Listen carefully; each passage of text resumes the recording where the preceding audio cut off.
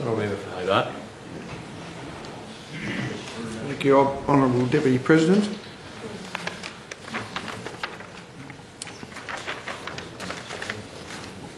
Well, we've certainly had quite a significant amount of information provided to us during the briefings, and we heard all sorts of things during those briefings, and I'll just highlight a number of those aspects. That 10 Murray Street was listed since 2002 and 10 years later is still unassessed.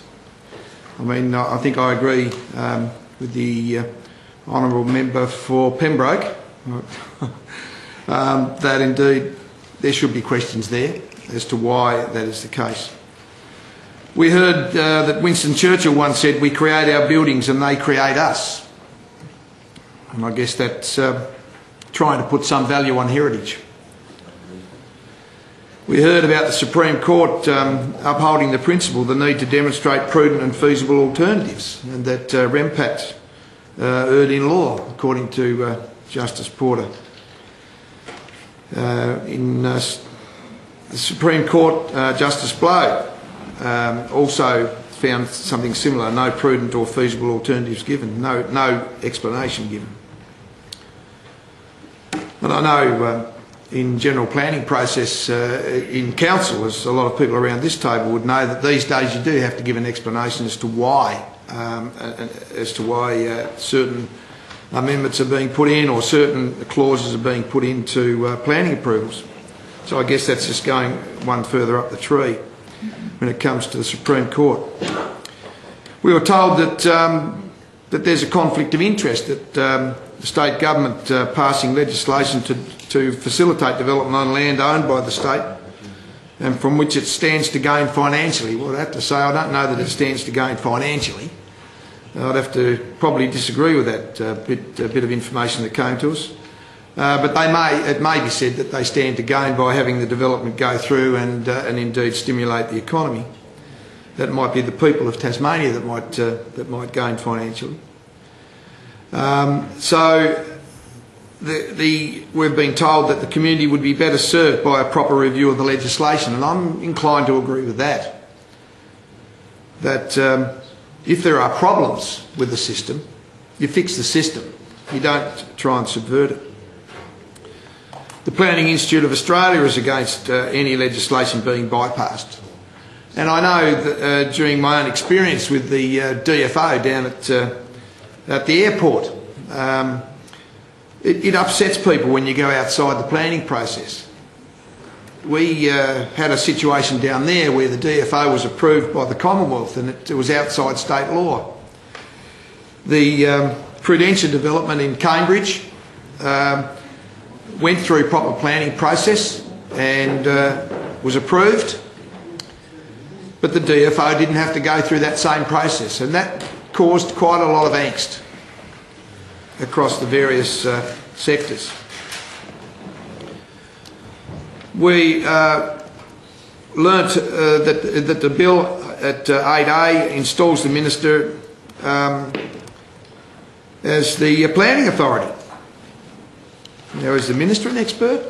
No, he gets advice, no doubt.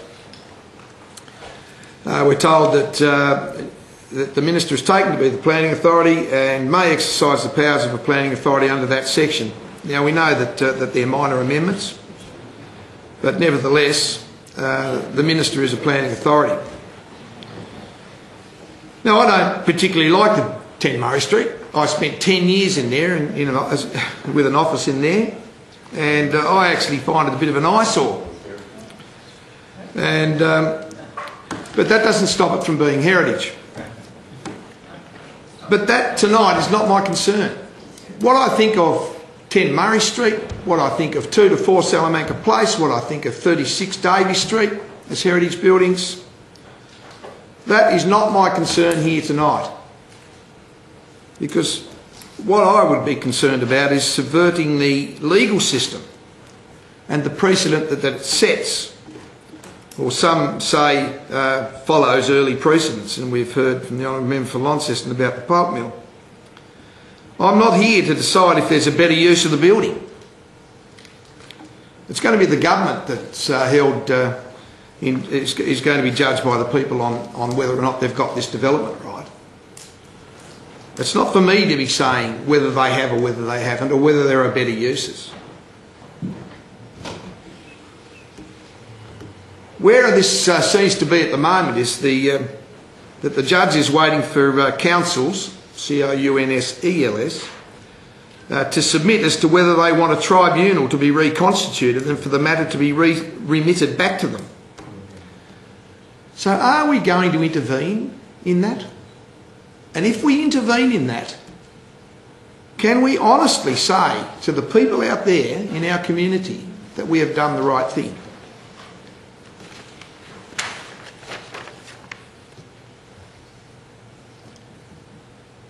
So, to my mind, the real problem here is Parliament overruling due process. It's not about the complexity of the planning process, because, to be quite honest, this is about 2 words, or maybe 3. It's about 2 judges finding the Planning Appeals Tribunal erred by not providing their reasoning, basically. It's not about understanding planning law. As legislators, we are charged with putting in place legislation that is fair and doesn't subvert natural justice. That's the way I take it anyway. You might have your own take on that. So if that is not our role, then are we to pass the job to experts to make the decisions for us? We've been told once tonight that we're not experts and the experts have got it right. Well, I've got to say that they're not here. They're not answering to the people. We are answering to the people. We are the ones that have to, at the end of the day, stand and be judged on the way we vote tonight.